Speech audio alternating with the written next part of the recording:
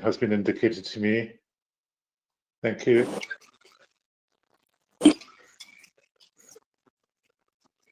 Right, that's fine. Thank you. We'll wait. We'll wait for Steve to. Well, we won't wait for him to arrive, but we'll. Obviously, I'll let him come in when he's ready. Any declarations of interest for anything on tonight's agenda, members? No. No, nothing. Thank you. Item number 3, minutes of the previous meetings, the Town Council meeting of the 12th of October. For approval, could I have a mover for that, please? I'll approve that. Councillor Toogood, seconder. I'll second that. Who was that, sorry? I'll second that. Councillor Lucas, seconder. Nobody against, I take it? Thank you. And the Planning Committee meetings of the 27th of October 2020 for information only. Thank you. Before we go to the formalities of this evening's meeting, I just wanted to say something about yesterday's Remembrance Parade, because obviously, well, some of you will have known about it, some of you won't have. We had originally, in discussions with the clerk, myself and the Reverend Hugh Wright, decided that we would mark the occasion yesterday at the War Memorial on an informal basis, and that we wouldn't actively let people know or advertise the fact that it was going on because of the situation that we found ourselves in with the coronavirus epidemic. In the end, the government guidance was that small gatherings could take place socially distanced, but that wasn't announced until I think Friday or Saturday of last week. I'm really pleased to say that the Lord Lieutenant sent her Deputy Kate Collins along to lay a wreath, which was really nice, and recognition of Ventnor's work. And I was really very, very pleasantly surprised to see that Colin was there. He might comment on this, but to my uneducated way of counting, there was probably between 60 and 70 members of the public there, including the present chairman and the past chairman of the Royal British Legion, with their medals and uniforms on. Will was there to sound the last post in Ravalli, and he also played some incidental music in between times, which was really very nice and very kind of him, and helped to break the atmosphere a bit. And our very own ex-colleague Tony Marvin showed up very smart and resplendent in his cap and medals, so it really was nice. And I talked to as many people as the circumstances would allow, but I just wanted to put on the record, Clark, that how pleased I was, and how it just shows that the people of Ventnor once again come together when it matters. So any of you watching here tonight, thank you very much on behalf of the Ventnor Town Council for coming along to that. Did you want to add anything to that, Colin, as you were there? Yeah, it was slightly strange under the circumstances, but and particularly so that the way the NHS guidance was put out, the government guidance was put out, you had to go digging to prove to yourself that a remembrance parade was allowed. But it was, and it was good, and yeah. Well, what can you say? You're not supposed to enjoy these things, but it's good that people turned out for it. No, that's great. Thanks very much. And I have to say that the Reverend Hugh Wright was very good. It was very short, as you could probably realise, but it all went off very well. And I think the whole thing probably lasted about 15 minutes from start to finish, and people dispersed quite amicably. So once again, thank you to the good people of Ventnor, and not just people of Ventnor. There were some people there who weren't a part of our Ventnor community, but they did attend, and thank you very much to all of them indeed. And thanks for indulging me in that, colleagues. So can we move from there to the finance report? Yes, and the clerk, please. Thank you, Mr. Mayor. As usual, the 31st of October, the reporting date for this month, obviously. And at that point, the balance on the Town Council's accounts, 313,130. Accounts fully reconciled, as usual, to that date. Payments during October total £34,674, with 5,289 of that being attributable to Salisbury Gardens. Receipts during the month total £22,655, with £15,097 coming from Salisbury Gardens for the month, and that included £8,400 plus VAT from the use of Salisbury Gardens for the filming that you're well aware of. The year-to-date variances against budget for the 7 months is with the payments made during the period 28,451 less than budget at this point, and receipts over the month £7,719 higher than budgeted for. And that's it, Chair, for this month for me. Thank you very much indeed, Clerk. Any questions or remarks for the Clerk, please? No. Thank you. Can I have a proposer for acceptance of the financial report? I'm happy to propose, Chair. Councillor Cockett, seconder, please. I'm happy to second, Chair. Councillor Tugart. Thank you. Nobody against. That's unanimous, Clerk. Thank you. Staying with the Clerk for the annual governance and accountability statement. This is a formality that you'll be used to from previous years. It's a bit later than previous years, and that you will be aware is due to delays caused by the pandemic. But the annual return has now been signed off by the external auditor, and a copy of that is attached to your report, just as proof of what's been done. You'll note that I've was less than pleased with the auditor's comment in the second section of the report, commenting on the apparent lateness of the notice for public rights to inspect. And I've added here the fact that that was discussed in a previous email exchange with the auditor, because he asked why it was later than usual, and I quoted back to him the advice we had been given by his company.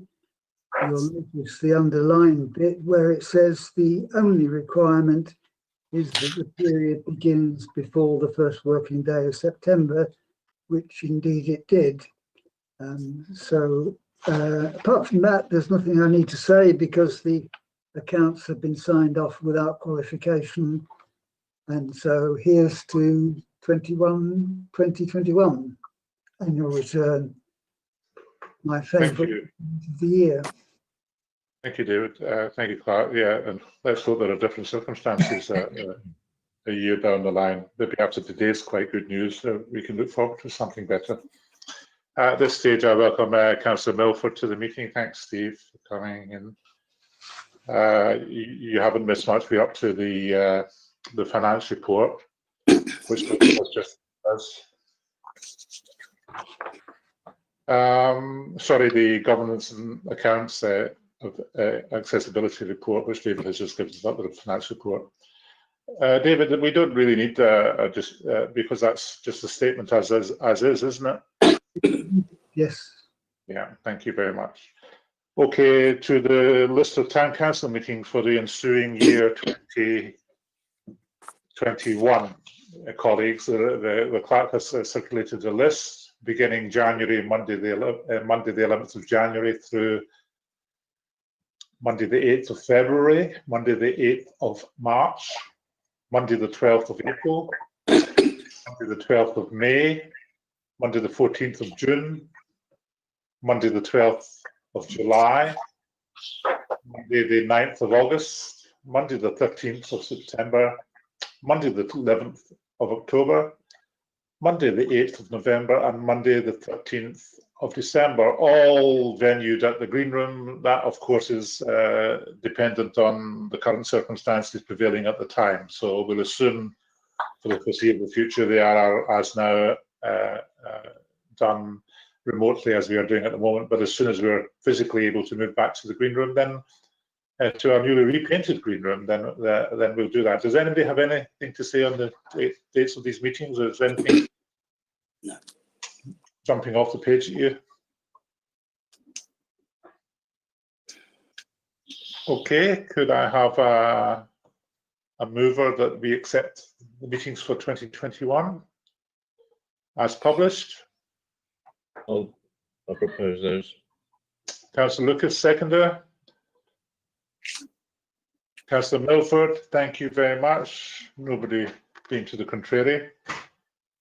We'll move to item number 7, filming in Ventnor and BONCHURCH. Now, this, as you all know, unless you've been going around with a hood over your head, and that is something that the clerk, the deputy clerk, and Morgan have been dealing with. So I'm not in a position to talk about this, as I haven't been a part of it, and neither have I seen any of it happening. So I think Alice has been dealing mostly with this.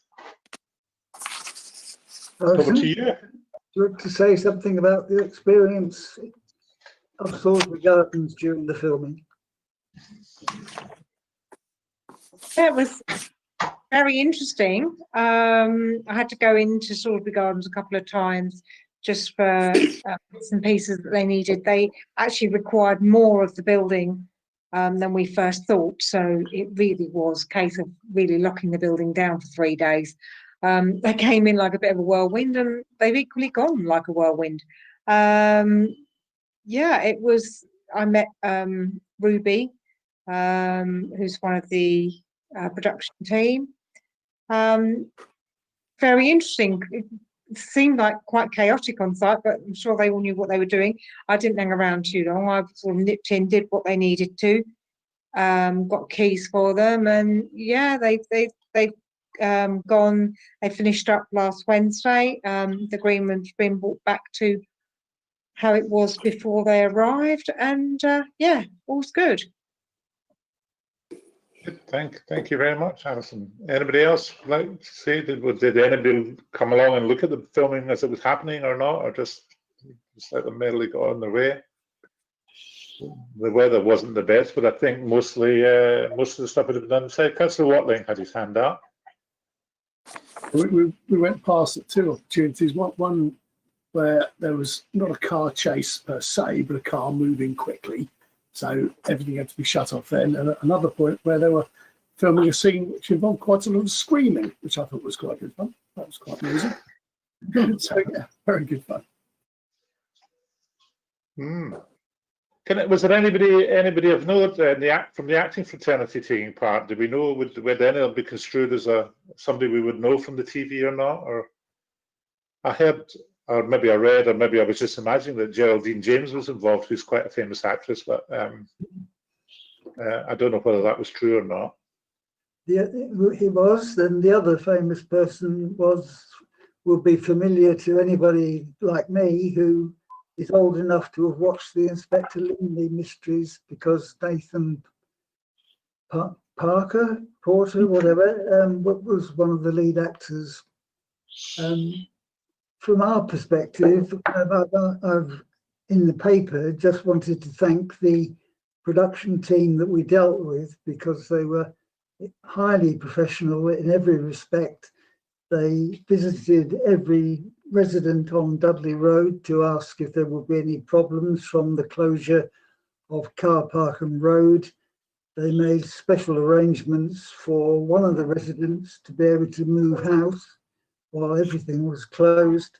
They were very good indeed, and certainly with us, I think Alison will confirm, Ruby and Stephen Parker, who were the two main staff we dealt with, were just excellent.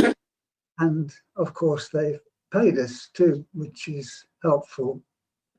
So all around, a good experience and not much damage done Good. That's good. Councillor Milford. Thank you, Chair.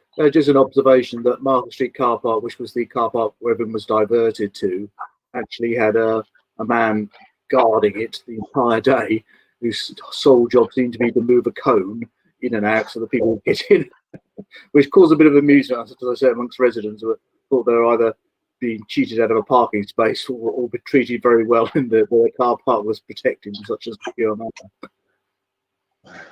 As long as it's expected on a permanent basis, Steve, you might think it's. They also had a security guard on the parking spaces outside Salisbury Gardens that Alison took pity on with cups of tea because he was there in the rain. Oh, bless him. I hope he wasn't on the minimum wage. But anyway, all in all, a good experiment for us, and we got well paid for it, well, compared to what we normally get, which is good. So it gives us an experience to, and we can base any future decisions if we are approached in a similar vein down the line. Thanks to Alison especially, and Morgan and David for facilitating this, and for made easier, I suppose, in a way, David, by the fact that we weren't actually using Salisbury Gardens physically, so it was much easier for them to use it for the filming because it wasn't part of our day-to-day business. But even so, it still had to be done. So thank you all for that. Which brings us to item 8, the outdoor gym. I take it this is in light of the piece of equipment that needs to be replaced and the COVID situation, Jim. Yes, it is. At the main outfit, we've got the elliptical trainer, which is basically beyond repair. It's too costly to repair it. And if we don't repair it, we're actually messing the circuit up. So we've done some investigation, and we would like to replace it with an arm and pedal bike. It's got some more advantages because A, it's a stronger bit of equipment, and B, it does more work out in the bodies. So really, if we sort of have your support to replace it rather than just take it out and forget about it, because it will mess the whole circuit up if we don't replace something there. And the cost is, Jim? £1,165.40. We've done nicely out of the filming, didn't we? We just spoke about that. Okay. So just put a bit of that money. It'd be a shame if we start doing away with equipment out there. It will mess the circuit up because we do have some professional people go out there regularly, and they do work a circuit. So it would be an awful shame to lose it. It really would. Yeah. And I think it's fair to point out, Councillor Toogood, that you did tell the SWG group the other day at our meeting that this new piece of equipment was more than was of very good quality and more than enough for the job in hand, so it would last for quite a long time. Is that correct? Yes, Chair. Yes, Chair. The advantage of this, with elliptical trainer, is just one vertical arm. It's a bit of equipment that takes a bashing. With this one, that has 2 support posts. It's a lot, and you sit on it, so it should last a lot longer actually, and a lot stronger. A lot better a bit of equipment because things have moved on, haven't they? In every line, really. Yeah, absolutely. Thank you for that clear explanation. Any colleagues have anything to say at this juncture, either for or against the replacement?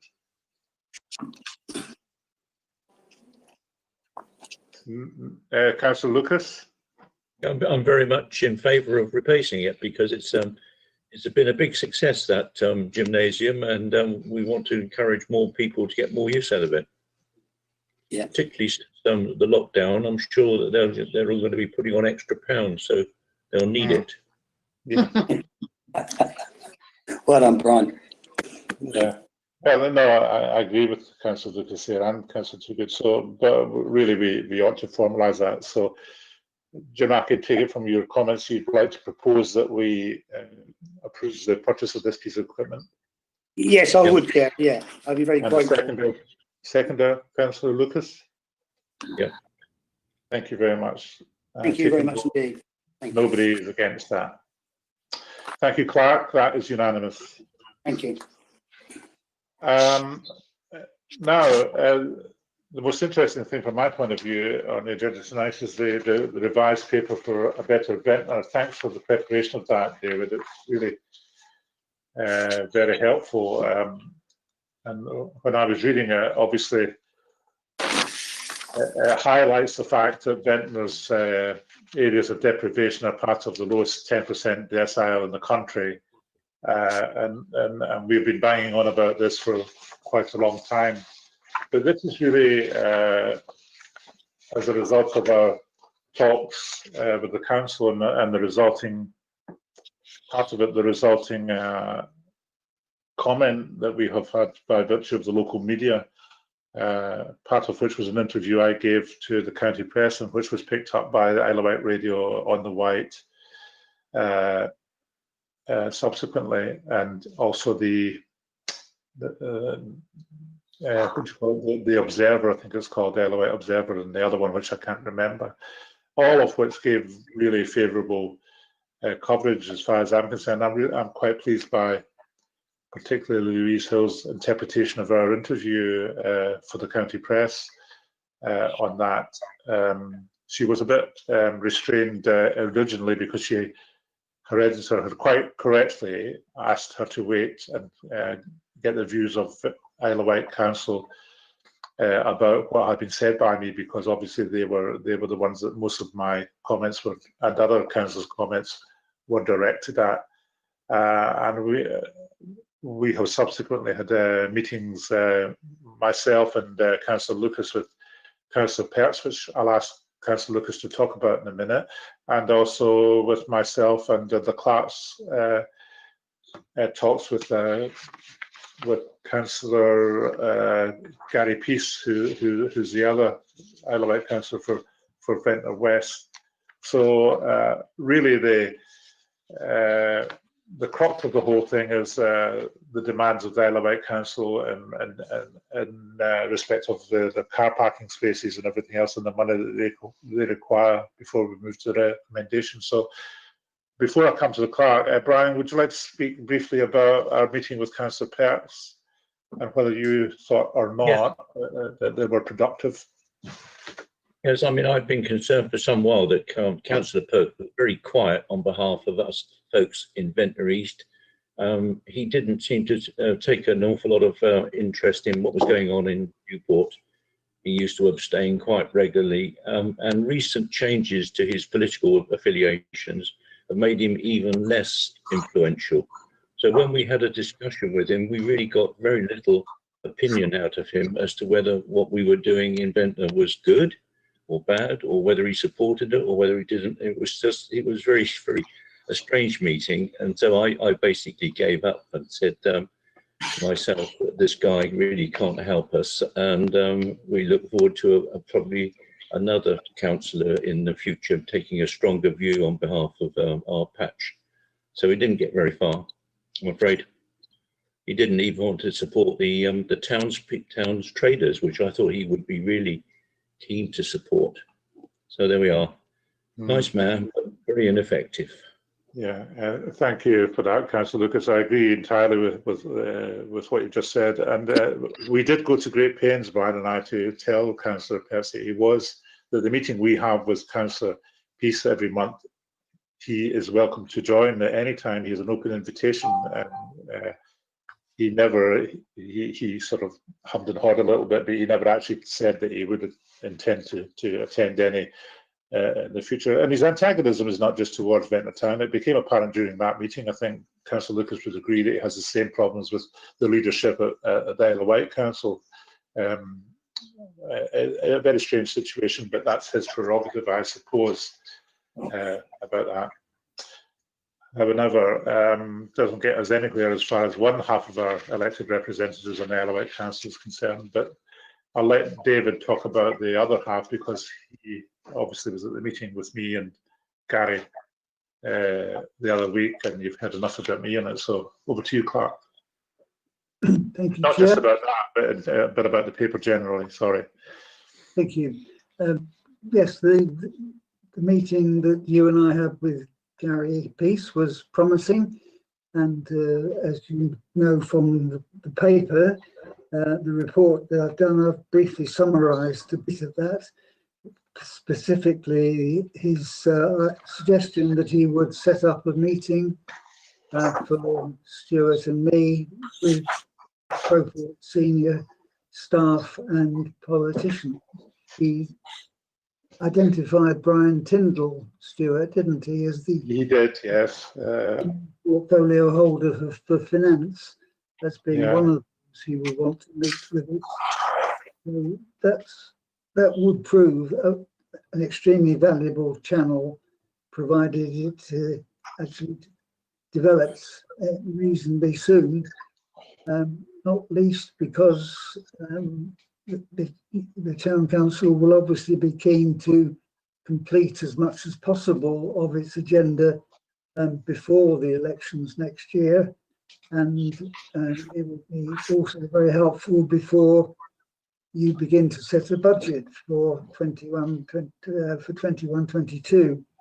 So hopefully that will happen. Chris Ashman, as I've also reported, has indicated a willingness to continue discussions with us. In fact, the bit of his email, which I haven't reproduced, said he was surprised and disappointed that we had felt it, or we had felt that there was a lack of cooperation from the other one, and he looked to restore the closer working relationships that we'd enjoyed in the past. Before moving on to the end of the paper, Chair, I need just to draw your attention to an error of mine in section 3 of the paper, which is where I've covered the ranking of Ventnor amongst the island's 89 lower super output areas, and the ones coloured red that are in the most deprived 10% on the island. In fact, they're in the most deprived 5% on the island, with the orange ones in the most deprived 10% on the island, which just serves a bit to heighten even further the case Ventnor has for having the kind of discussions which Gary Peace and Chris Ashman have indicated may well now be possible. They certainly need to be. The trend, as you know, is continuing to be downward, i.e. becoming more deprived for both Ventnor Central and Upper Ventnor. So the figures, the colours that you're looking at or have looked at in the report are not new, and they're not going to go away. The index of multiple deprivation will be done again somewhere about 2023. It tends to be 4-year intervals, but across the 4 that have been done so far since 2007, as the graph shows, those 2 areas have become steadily more deprived each time. So something needs to change. And indeed, as I've obviously shared the thoughts with you before, that's not going to be done by superficial changes to what the town council does. It needs the assistance of the Isle of Wight Council, as do all the other areas on the island which are in a similar category, because it's going to take changes in the delivery of health services, public health, mental health, as well as changes in employment to make any substantial difference to the trends that you're looking at. Meanwhile, the town council has agreed, as you know, and I'm sure you're very familiar with it, a number of adjustments that we are able to, that would make it at least some difference, but they're right. And those I've listed, the ones that are held up at present, because they specifically need intervention and collaboration from the Isle of Wight Council. So what I was hoping you might do is to look at what I've called the agenda in section 5 of that paper, where I've listed the things which I know need the assistance of the Isle of Wight Council. And if you're able to support that and add anything else to it, which also needs their support, then we can hope that those discussions will take place in the near future. Thank you, Chair. Thank you, Clark. And yeah, and I would support that. Just for clarification for members, Councillor Tyndall, I think is from Cowes, and he's taking the portfolio which was previously held by Stuart Hutchinson at the Isle of Wight Council. I mean, Councillor Milford probably knows about this already, being an employee of the council, but I think Councillor Tyndall is taking over because Stuart Hutchinson is actually going to retire at the next local election round in 2021. He's not standing again, so therefore they've brought Councillor Tyndall into this portfolio as a result of that. I don't know what his background is because I've never met him. Maybe I don't know if Steve would think it appropriate to comment or not, and I wouldn't ask him to if not. But I don't really know who his background is. But I think before we start attacking Dave Stewart again in the leadership and the cabinet, that we wait for the meeting, which we hope will be sooner rather than later, that Councillor Pearce is going to facilitate between us before we sort of go on the assault again. But as to the clerk's comments about paragraph 5, I would support that. Okay, colleagues, anybody got anything to say or add? Indeed, Councillor Lucas. We know these deprivation indexes have been bad, and they've been bad for many years, and they're getting worse. But it does seem to me there's a bit of a disconnect between what the town council are doing and could do, and the arguments that we've got currently running with the Isle of Wight Council, which is basically toilets and car parks and things. They're structural. I was wondering really whether we ought to have some initiatives which are closer to improving these indexes, which are children, poverty, employment. I would like to see our efforts tied more closely to these indices rather than the trickle down effect that we would have by having more commercial activity in the town, which we would have with car parks, etc. So, I mean, there seems a bit of a disconnect between us quoting all these indices, and then our main arguments with the council are not directly to improve those. So, I mean, we know we support Baby Box, we know we support the town, the food bank, etc., and youth services, but I would have thought we could have had more initiatives that we would set up and ask the Isle of Wight Council to fund, which would have a direct bearing on these indices. Thank you, Councillor Lucas. Councillor Milford. Yeah, thank you, Chair. Could I ask a couple of naive questions? I perhaps also know the answer to these. When we talk about in section 2 about the ranking, how many out of is that? In the sense that we're 6,174 out of how many? And could also somebody remind me, in item 3, what our low score on environment actually means in terms of where we are so relatively deprived? And I would have support also Councillor Lucas's remarks there that we obviously have high levels of deprivation, sizable pockets, and I think we can perhaps build on the recommendations, the actions that are in this paper, more things around those areas of deprivation that we hope that the Isle of Wight Council could assist us in. So I think we thought for a long time that Newport and the Bay Area get a large, a high slice of the resources, and perhaps we could argue a case again that all resources towards Ventnor from the council in their overall plans. Thank you, Councillor Milford. Before I ask the clerk to give you direct answers to your queries about the graphs, we did cover this with in our talks with Councillor Pearce the other week, and I certainly made it clear. I think the clerk will agree. My view, that, and to reiterate what you've just said, Councillor Milford, is that it is Ventnor Town Council's view that councils like Shanklin, Ryde and Sandown are treated much more favourably by Isle of Wight Council than they treat Ventnor, especially when it comes to things like that. And we asked him to investigate the reasons for this. We have our own we have our own thoughts about the reasons for this.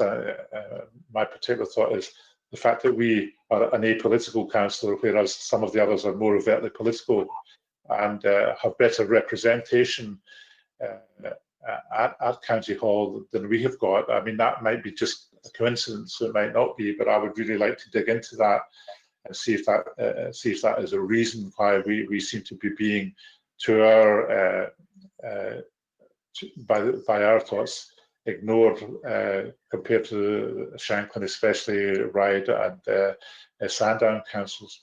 David, did you want to come? Did you have any answers for Steve? Sorry.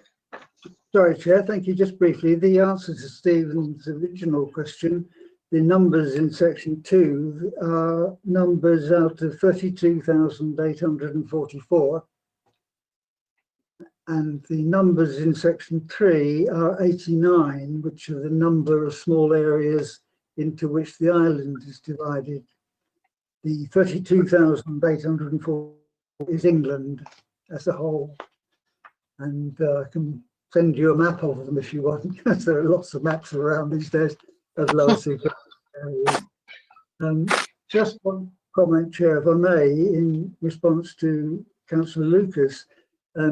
The projects that are listed as needing the Isle of Wight Council's help, that's not all, of course, that the Town Council has agreed to do. I've restricted this listing so far to those which specifically can't go any further without the Isle of Wight Council's help. So, for example, it doesn't include Upper Ventnor, which, if that were to be able to go ahead and did result in significant improvements in local and reasonably well paid employment, that would make it a major difference. I can't stress enough that the Town Council is doing a great deal. For example, it maintains a youth service when the Isle of Wight Council had to cancel theirs for lack of finance. And that at present is also on lockdown, so it's not operating. But it has done and will do again, and makes a really valuable contribution to the kind of things that the indices are talking about. So I would argue that your overall set of major projects do have a bearing specifically on the findings in the index of multiple deprivation. The problem I have, and just to say this once more, but the problem I have is that I've spent a long time in deprived communities, living in them as well as working in them. And during the job that I had before I came to the island to retire, though I haven't quite achieved that objective yet either, I worked as Chief Officer of a Federation of Tenants Association in a borough which has 75 council estates and 40 tenants associations, each fighting for the improvement of their particular estate. It was a time when there was a lot of money being made available for regeneration. Those of you who follow these things will know that the most outstanding element for communities at that time was Tony Blair's Neighbourhood Renewal Fund. So we were able, because I was then working in the 25th most deprived borough in the country, I was able to spend up to £5 million over 4 years of that fund on youth work, computer training, capacity building, strengthening tenants associations, with a very good, strong team of 15 full-time staff. And the borough I worked in, which was the 25th most deprived, on the latest ranking, is now the 15th most deprived. What I learnt was, and what I therefore can never get away from in my time with you, is that schemes don't change deprivation in the end, unless the major agencies, councils, health authorities, NHS trusts begin to bend their spend more favourably in the areas which are most deprived, then it's not going to change whatever you or I and my colleagues do. It's depressing, but that's what I've worked with for the last 10 years with you, and that still remains the case. Now, the Isle of Wight Council has made some move in that direction with Newport, and in particular with Pan, which Councillor Logan obviously is up front with and knows a lot about. But that's the only area where there's any indication of those kind of resources being diverted to the areas that need them most. So I welcome very much what they're doing in Pan, but I just wish there was more of it in the other areas.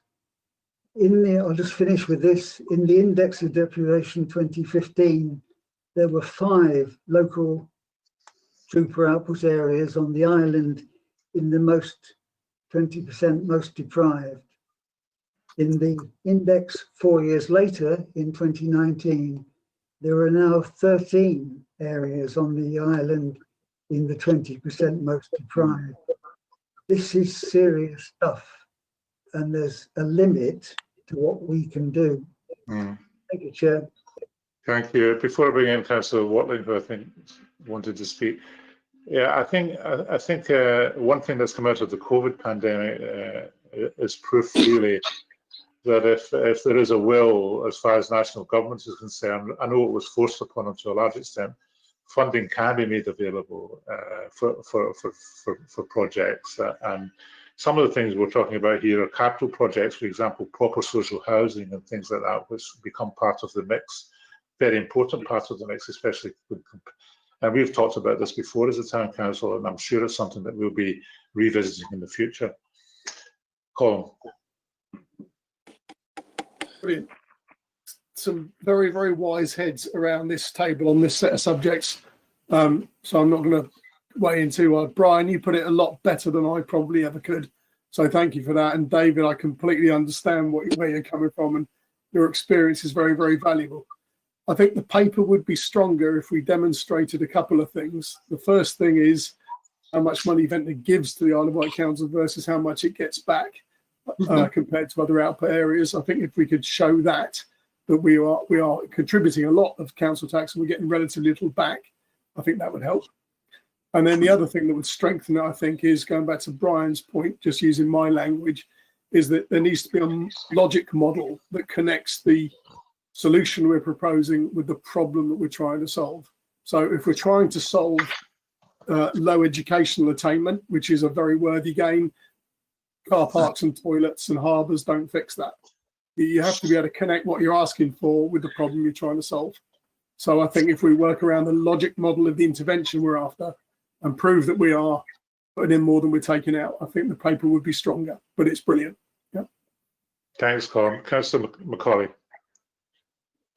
I'd like to thank Mr. Clark for what I thought was a very, very interesting and beautiful statement of how things really are. And I share his belief that it takes so much time to change fundamental aspects of society in various places. Clark, I might say to you, I worked in a place in Glasgow called Easter House, and that was when I was a young man, 19 years old. I'm now 64, and I gather nothing has changed.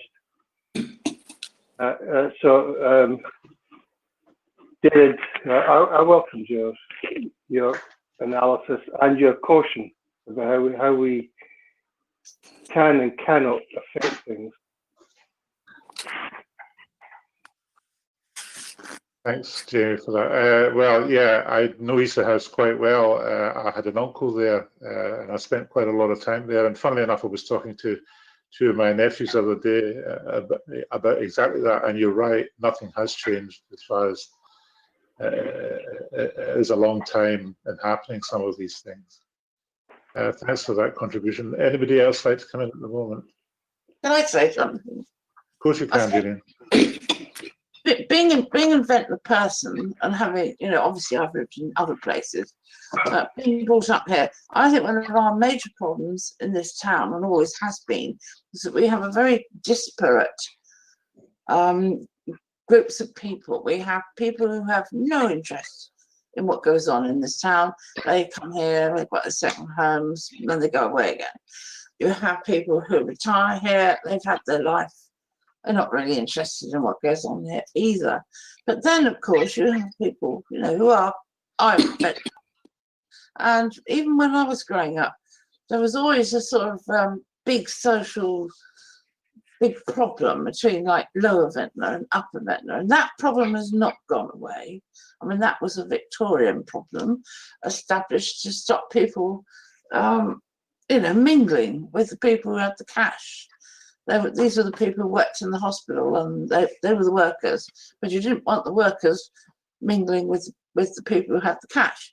I mean, this is very simplistic, but this is what goes on. We have various groups of people who have no interest in each other at all, and a lot of them have no interest in what children do, and they have no interest in you know, what young people do or their future.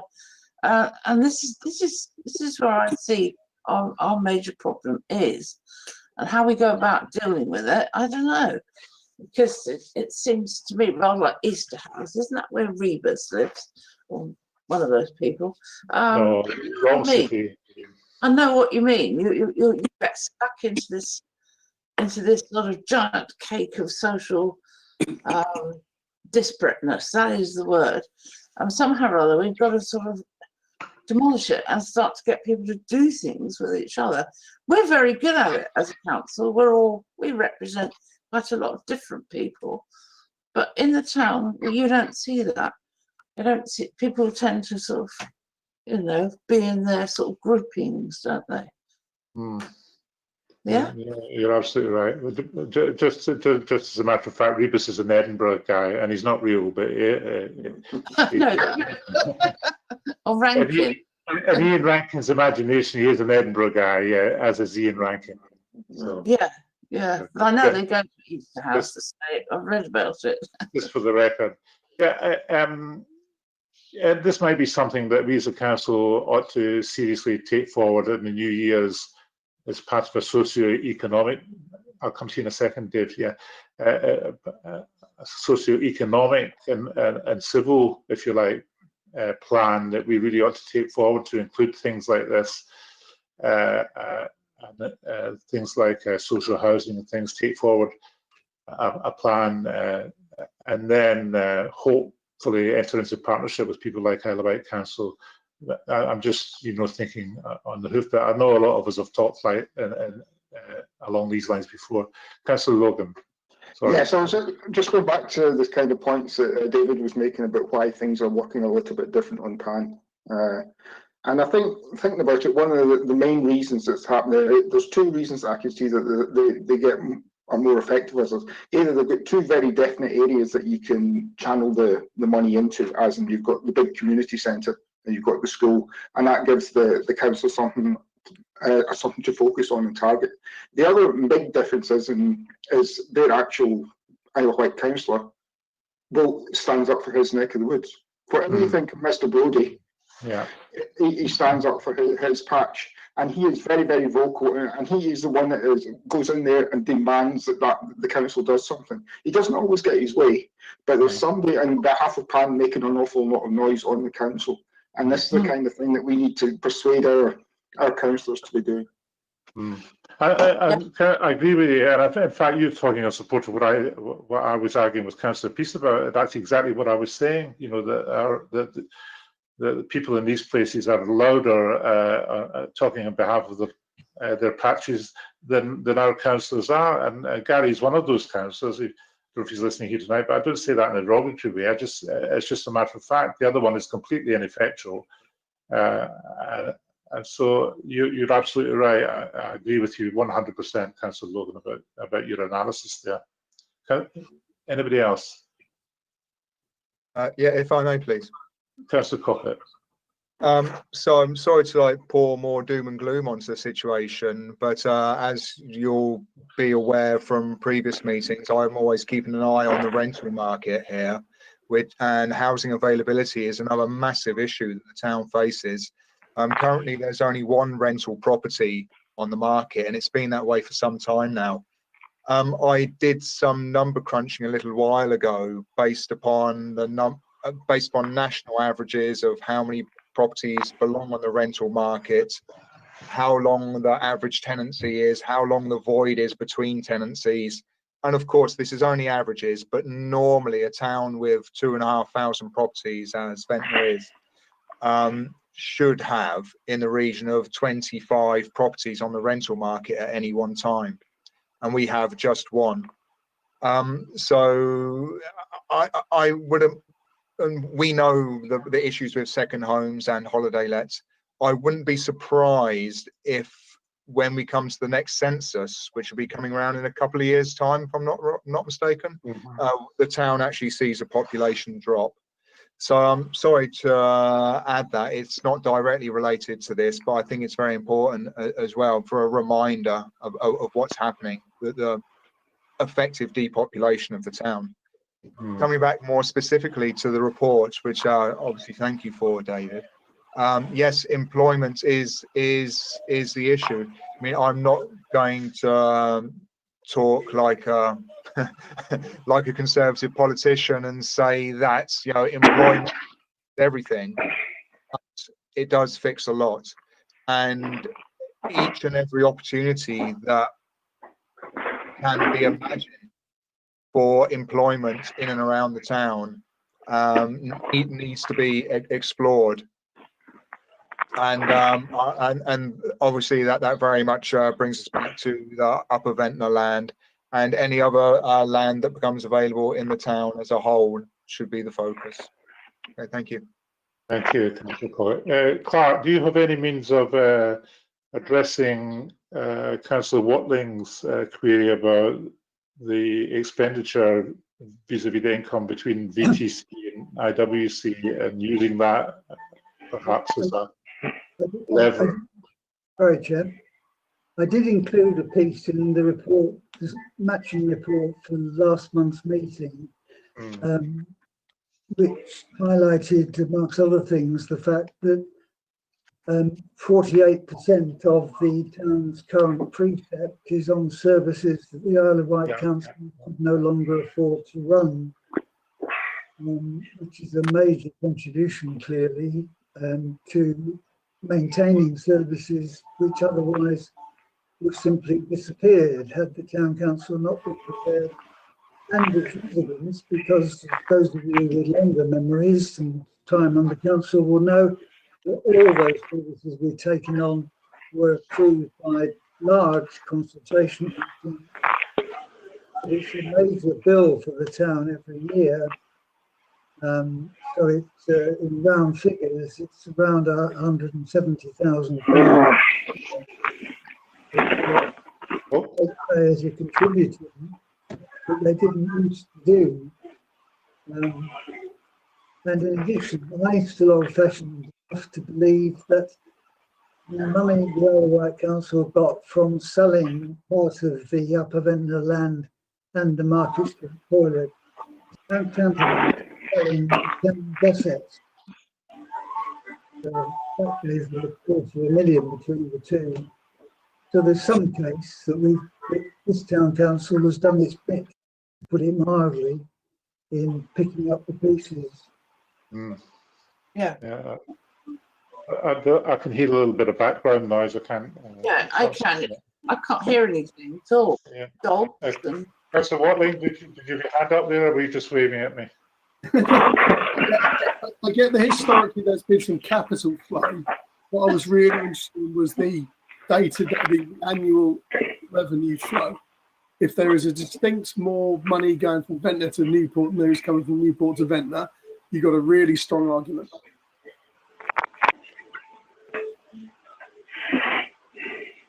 Yeah, I heard that. Did you hear that, Clark?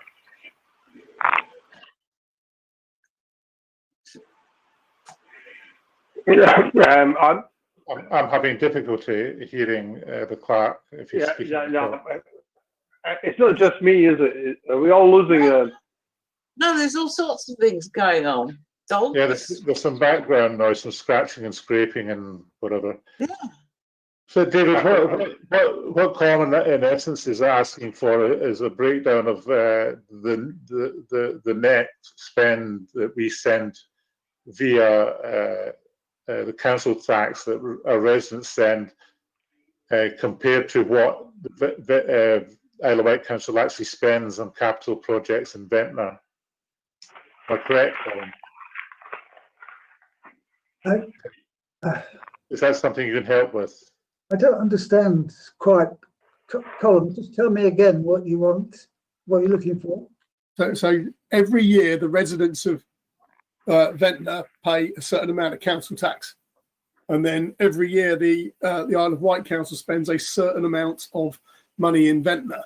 Can we draw a line that says Ventnor residents pay a lot of council tax but receive very little back from the Isle of Wight Council? Can we say that compared to other areas? You know, I understand. No, we can't. Okay. We tried to do that. Some of you were here when we did a major project called Our Place or something like that. And we asked the Isle of Wight Council to break down what they spent in Ventnor.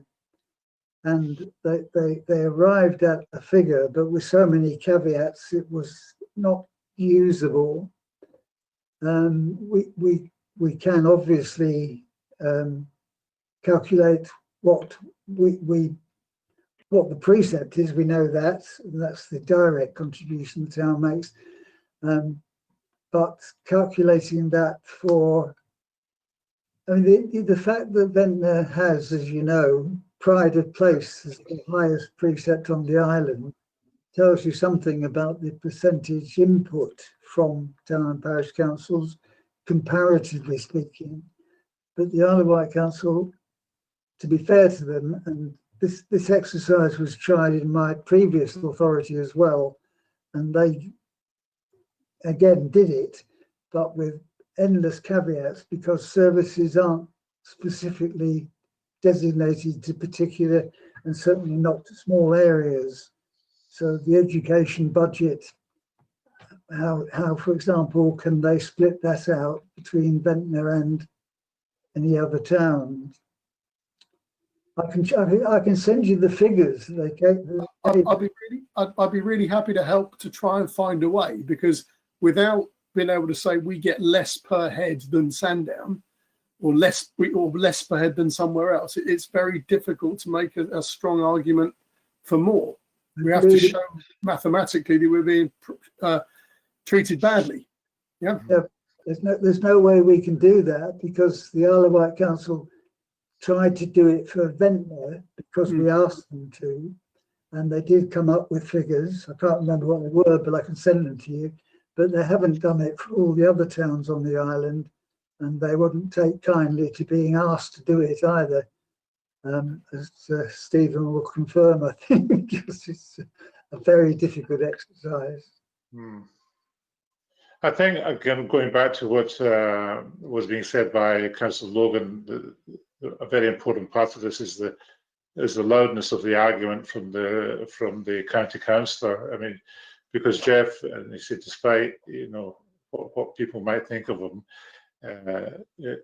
otherwise is really effective in his representation of the people of Pan. I mean, I've been with Jeff in Pan numerous times, and I've been on other occasions knocking on doors and meeting people that are known to him, and he knows he's very effective at that.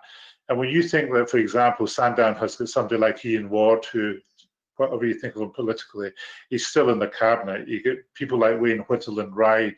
You get people like Stuart Hodgson in the West Wight. These are people who are not shy about advancing the arguments on behalf of the communities that they live in.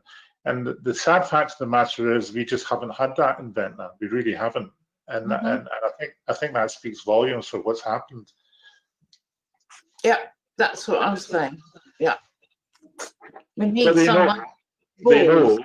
I mean, we do tell them, but again, so are you happy, Councillor Watling, reading between the lines here, to talk to David about the figures you're talking about? And in the meantime, we need an agreement about how we take this paper forward.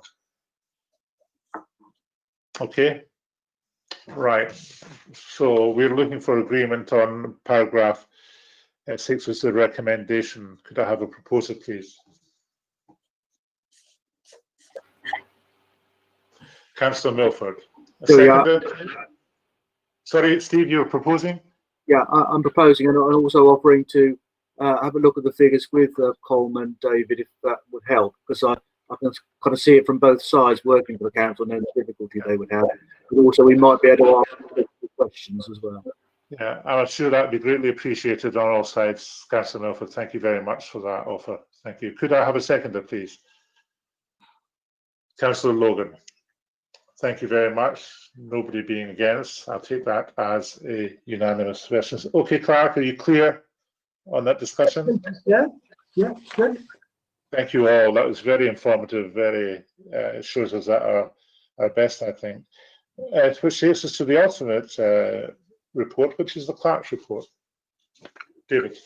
Always save the best till last year, and well, yeah, don't blow your own trumpet too much. Just 7 items this time. The outdoor gym, just so that you are aware, and it's on the record, it's closed because of government guidance about outdoor sports and other activities.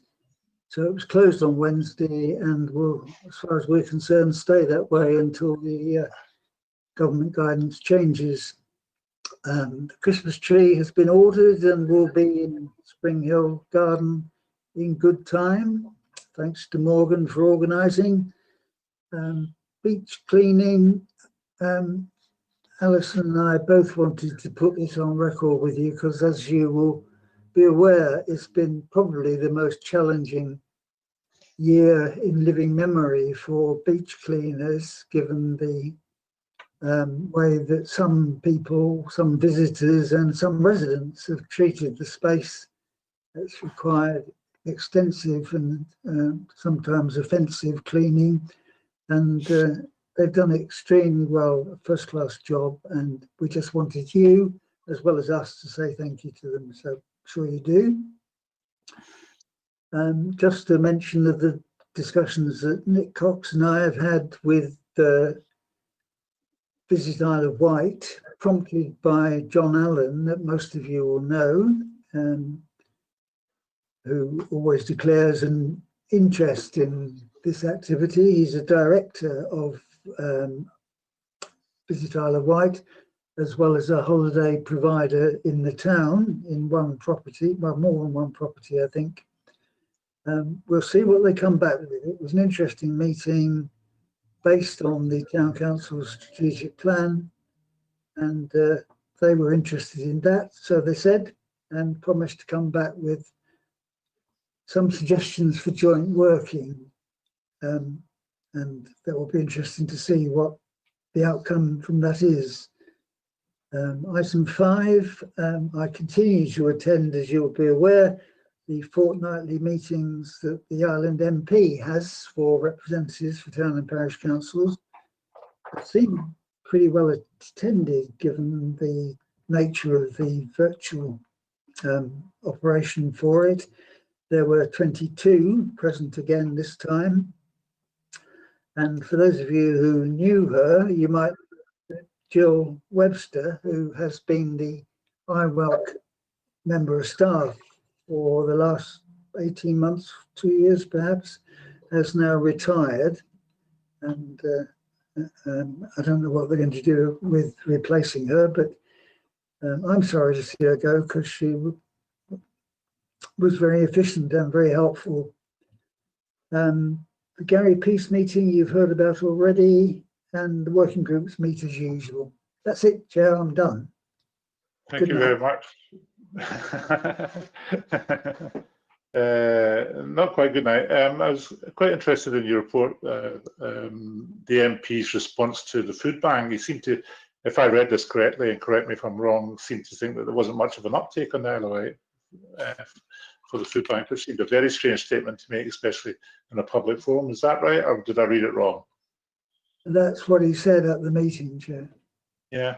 Well, that's very strange. You ought to get out a bit more and mix with his constituents. I think he'd find the truth to be a bit different from his perception of things. Any questions for the clerk on his report? No, thank you very much indeed, members. It's been a very good meeting. As I said, a bit shorter than normal, but that's no bad thing. And we'll see you all next time in the various groups and committees. Thank you very much indeed.